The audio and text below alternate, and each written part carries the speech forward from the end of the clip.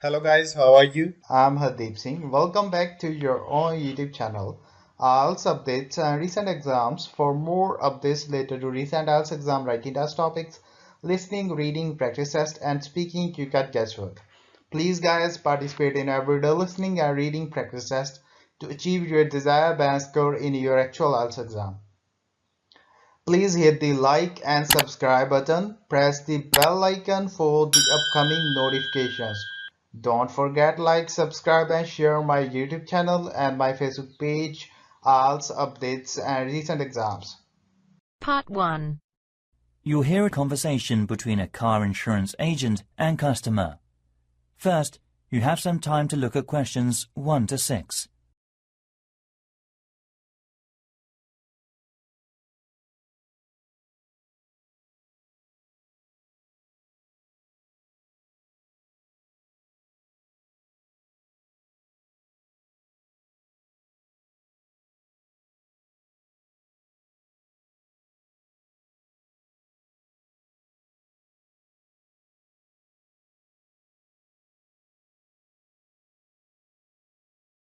Hello. Nice to meet you. My name is Mary Fox. I am a car insurance marketing manager here. What can I do for you, sir? Oh, hello. I'm interested in buying some car insurance. Great. I'll show you a brochure then. What's your name, sir? Tom Jones. Just call me Tom. Easy to remember, isn't it? And your current address in the UK, Tom? It's Flat 1, Woodhouse, Wolf Crescent. Wolf Crescent. Is that in the Surrey Quay area of East London? Yes. And what's your daytime phone number, please? My office number is 020 7788 1212. And could I ask you what you do for a living? I'm a cafe manager. OK. So can you tell me the engine size of your car, please, Tom? It has a 2.0 litre engine. Thank you. And the model name? It's a Humax Dalton. Could you spell the model name, please? Yes. DALTTON. Oh, yes. Thanks. And when was it launched? It would have been in 2000, I think. Lovely. Right. I presume you've had a previous insurer recently? Yes. Right. We need to know the name of the car insurance company you were with before. Certainly. It was North Pole Safe. Thank you. And have you made any insurance claims within the last 3 years? Yes, 3 cases in 2005. And what was your problem? It was a broken window. That's fine, Mr. Jones. Everything sounds fine so far. Before you hear the rest of the conversation, you have some time to look at the questions 7 to 10.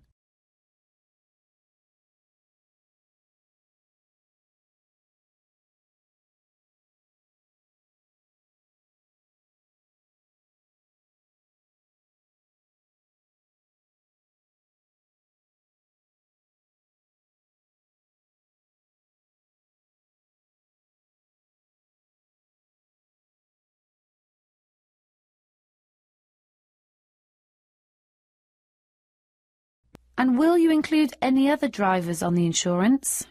Yes, just one woman. And her name? Jenny Orion. Could you spell her full name, please?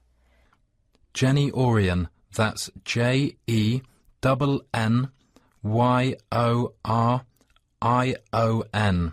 OK, thank you. And what relationship is she to you? She is my business partner. And what will you be using the car for? Well, mainly for business use. Business use. Will you be using it for delivery?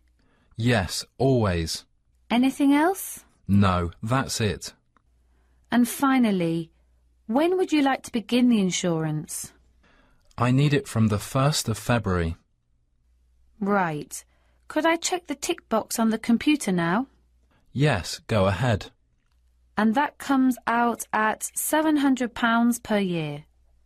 Well, it's quite a bit higher than I've been paying until now, but it's just about okay. Great. How would you like to pay? Cash or card, sir? I'll use a credit card. Certainly, sir. That is the end of part 1. You now have half a minute to check your answers.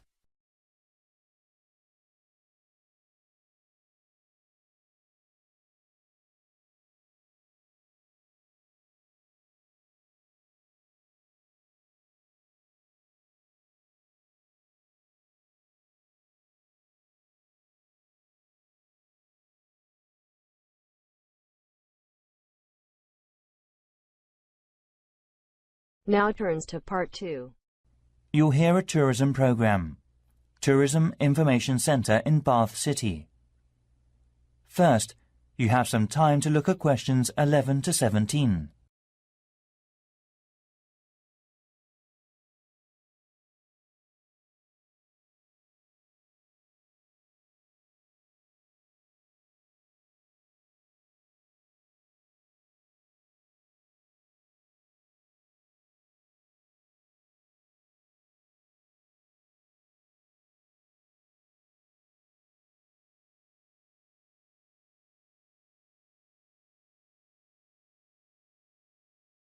Thank you for visiting the Elephant Tourism Centre in the city of Bath. First of all, we have various attractions to see in the Roman Bath city, and we'd like to offer plenty of information that you may not have thought of before. How about a tour of the city by bus? There are 4 main stations, from south to north. Stop A, Palace Gardens. Stop B, Pulteney Bridge. Stop C, Royal Crescent. And stop D, Queen Square. You can visit the main booking office at stop A. The first tour bus leaves at 9 a.m. and the last one at 6 p.m. There are also many good attractions you can see along the street. At stop A, if you have a break, you can visit the beautiful garden of the Middle Ages. It is like Rome. It's very close to the ticket box. You can also enjoy a concert in the centre of the garden. Stop B. Why don't you visit the Riverside restaurant with its landscape across the path? It is a place where you can sit and enjoy the spectacular views over the old hockey playground and ballrooms outside of the old buildings of the city. Stop C is the Royal Crescent, built between 1767 and 1774. It is a residential road of 30 houses, laid out in a crescent in the city of Bath, England. It was designed by the architect John Wood. It is among the greatest examples of Georgian architecture to be found in the United Kingdom, and is a Grade 1 listed building. Further along at stop D, Queen Square. The most exciting place to visit is the Roman baths, used for the buildings housing their public baths. After sightseeing, you can visit the Team Bath Spa, but you have to pay for that by the hour. Before you hear the rest of the programme, you have some time to look at the questions 18 to 20.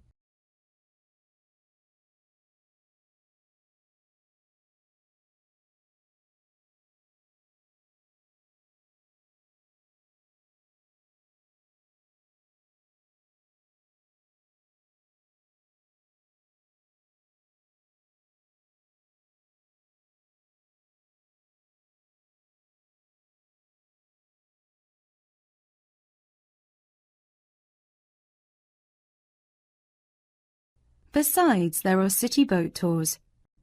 2 local tour companies give special services. The Roman Boat Company operates all of its tours with an audio tour guide service available in English, German, French, Korean, Japanese and Chinese. Tours leave from 9 a.m. every 30 minutes. The boat departs from the Palace Gardens. Tickets are valid for 48 hours. Another company, the Best Boating View Company, is available with a live commentary in English only. Boats depart from Pulteney Bridge every hour from 9:30 a.m, with the last boat departing at 6:30 p.m. This service also offers refreshments free of charge. That is the end of part 2. You now have half a minute to check your answers.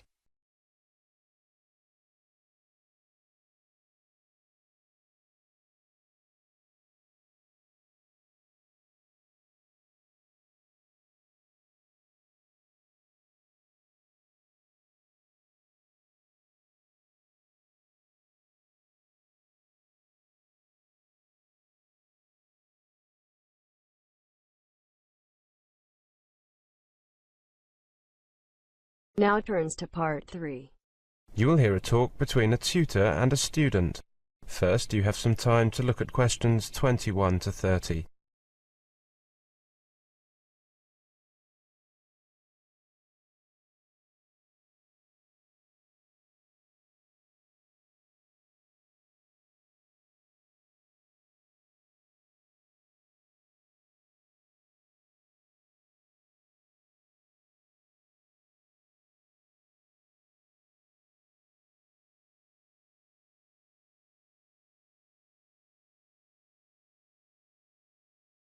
Good morning. I'm here for our meeting about creating lesson plans. Ah, yes, bang on time. Come in and take a seat. Now, didn't I ask you to prepare something? Yes, you did. You asked me to think of the possible uses for a lesson plan. Here's what I came up with. First, it helps the teacher with the pace timing of a class. Second, it creates a focus for the teacher and also for the students. Third, it shows everyone what material is being covered, needs to be covered, or has been covered. That's particularly useful if you have a strict syllabus to follow. However, there does seem to be a need for a balance between covering material and choosing when to let a class flow and let students carry on an activity if it's leading to learning. Yes, that's certainly true. Anything else? It gives clear aims to the students and to the teacher. I think it's worth remembering that there are two perspectives to consider in the learning process. It also serves as a reminder for teachers to put aims first and materials second, rather than vice versa. Those are the 5 I came up with. I think that you've got the most important, the key points. I can add another 5. A lesson plan also helps to highlight potential student problems and creates an opportunity to find a solution. Second, it brings cohesion and coherence to a lesson. Third, it clearly shows the interaction between teacher and student, or at least the expected interaction. As we both know, lesson plans don't always go according to plan. A lesson plan also clearly shows something else, the distribution of time spent on different skills. This can really show if your speaking or writing class is really about speaking or writing. And finally, it serves to remind you what materials you have to take into class. Thank you. I've made a note of those points. Before you hear the rest of the conversation, you have some time to look at the questions.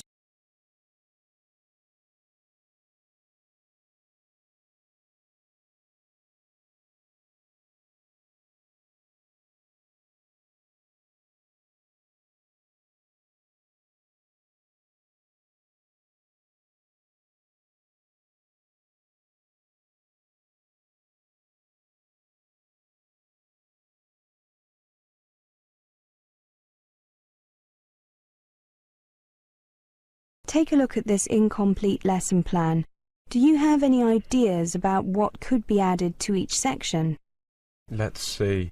The students are at low intermediate level, and the lesson will last for 50 minutes. The students are academic ones, staying in Australia for 3 months to improve their spoken English. The aim of the class is to elicit reading comprehension and speaking abilities for storytelling, as well as to practice the present simple and the past simple tenses. Can you think of any personal aims that the teacher may have? Perhaps one could be to avoid excessive instructions. That's a good suggestion. What assumptions would you make if you were the teacher? I'd assume that the students could understand the instructions.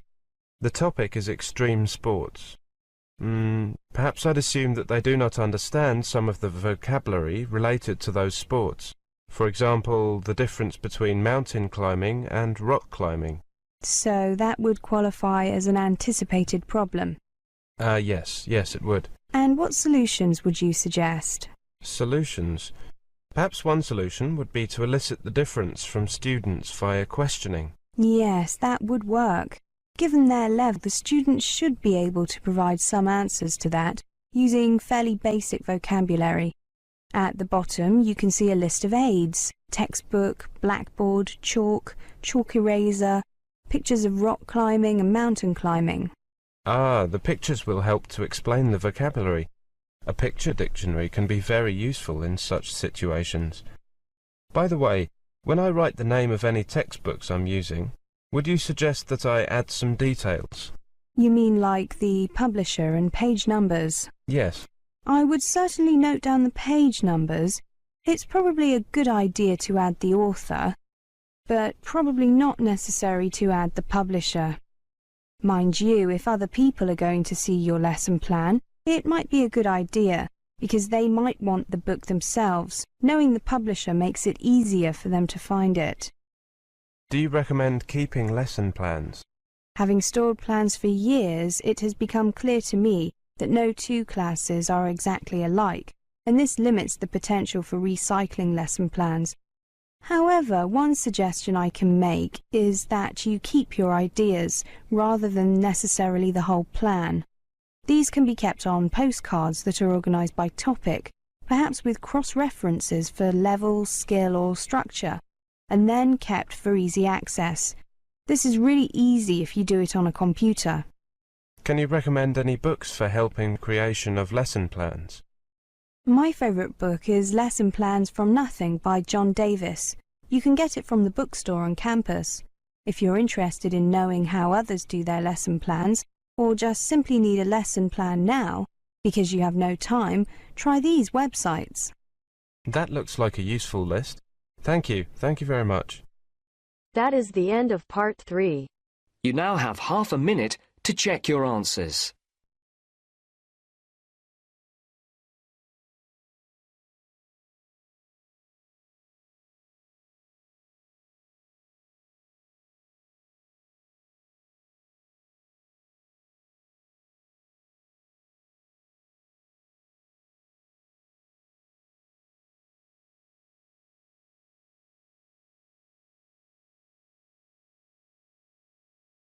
Now turns to part 4. You will hear a lecture.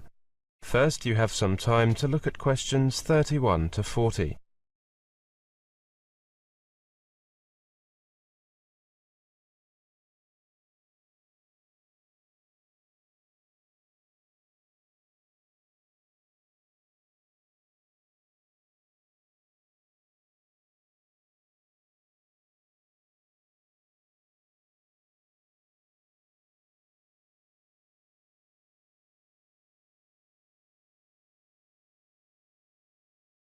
More and more American parents are becoming interested in having their children learn Chinese. This is not only a case of having their children attend private classes or of schools teaching the language instead of or in addition to the West European languages that are traditionally studied in the States, like Spanish, French and German. Oh no! Studying geometry can be taxing for any 10-year-old. But a select number of American schools, children are not only learning about angles, they're doing it in Chinese. This select number of schools is growing, since Chinese is a hot language thanks to China's surging economy and growing world clout. Even children as young as 6 are honing their Chinese at school, motivated by a mix of parental prodding and their own desire to do something different. I went to see one of these schools, and it really is amazing when you walk into a kindergarten classroom and the children are understanding what the teacher is saying, and it's all in Chinese. Half of the time, the kids aren't even aware that the teacher is speaking a different language. They just fall right into it. The United States has declared this year to be the Year of Languages, although few Americans are aware of the designation. According to a survey by the Language Association, more college students are studying foreign languages than ever before. Enrollment in Chinese has risen by 20% over the past 3 years. The 1.4 million students learning 15 leading languages represents a 17% increase over the same period. However, only 9.3% of Americans are able to speak a second tongue, compared to 52.7% of Europeans, according to the Census Bureau. At first glance, weighty national priorities take a back seat to the fun of cultural exchange at Potomac Elementary. Hallways are festooned with Chinese art and learning aids, such as stuffed animals labeled with Chinese names. Children sing Chinese folk songs and American nursery rhymes in Chinese. In the 5th grade immersion class, songs and games come only after a rigorous vocabulary drill and lessons on triangles and trapezoids, all taught in Chinese. The students are good at listening and do pretty well at reading, but writing is their weak point, according to the class teacher, who has a PhD in education and was a teacher in his native Beijing. I asked 2 of the children, a boy and a girl, about their experiences of learning Chinese. The boy said that mastering Chinese characters was tough.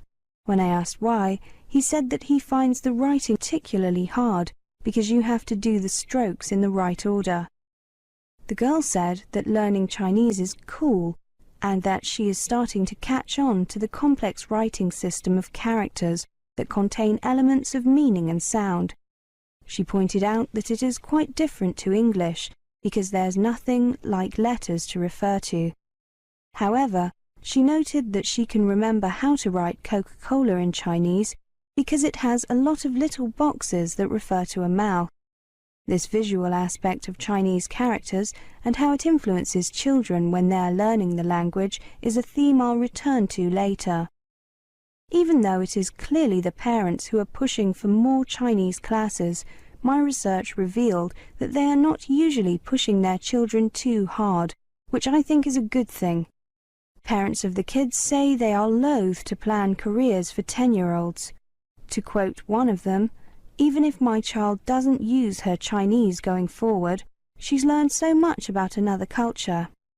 Some of the parents are encouraging their children, directly or indirectly, by taking night classes in Chinese. This has been proven to be a great motivator. If children see their parents learning something, they will usually take an interest in learning it too, or at least take a greater interest in learning generally. Dreams of selling Coca-Cola and other American products to China have helped drive the interest in Chinese studies. According to the Language Association, 640 US colleges offer Chinese programs, while 102 schools from kindergarten to 12th grade teach Chinese. Teaching Chinese is also of keen interest to the US government, which launched the National Education Program in 1994 to fund university studies of languages of key world regions, including East Asia and the Middle East. In 2002, the NEP announced that it was placing particular emphasis on programs to teach Arabic, Chinese, Korean and Russian. I spoke to some students who had just started learning Chinese here at this university. All of them had learnt Chinese since the age of 11, and some had started even earlier. Student A said he had started learning Chinese 8 years ago because he thought it would be pretty fun. However, as he began contemplating college, he recognized that there were good opportunities for employment in China upon graduation. As he said, China is expanding fast, and now they need services, including lawyers and business people. Student B said that she wants to follow her father and start her own business and have an office in China. Student C said that he thought his studies would bring national gain as well as personal achievement. To quote him, "When a lot of kids like us grow up and hopefully are able to speak Chinese and get a job with businesses who are trading and doing business with China, it will be a big leap for our country." That is the end of part 4. You now have half a minute to check your answers. So guys, don't forget like, subscribe and share my YouTube channel and my Facebook page, IELTS updates and recent exams. For more updates related to recent IELTS exam writing test topics, listening, reading, practice test and speaking, you got guesswork. Please guys, participate in everyday new IELTS listening and reading practice tests to achieve your desired band score in your actual IELTS exam. For more IELTS material, visit my official website www.ieltsupdatesandrecentexams.com. The link is given below in the description. If you need PDF files of latest IELTS material, then please join my Telegram channel. So guys, please write your score below the comment section. Again, thanks for listening. God bless you all guys. Stay tuned, stay safe.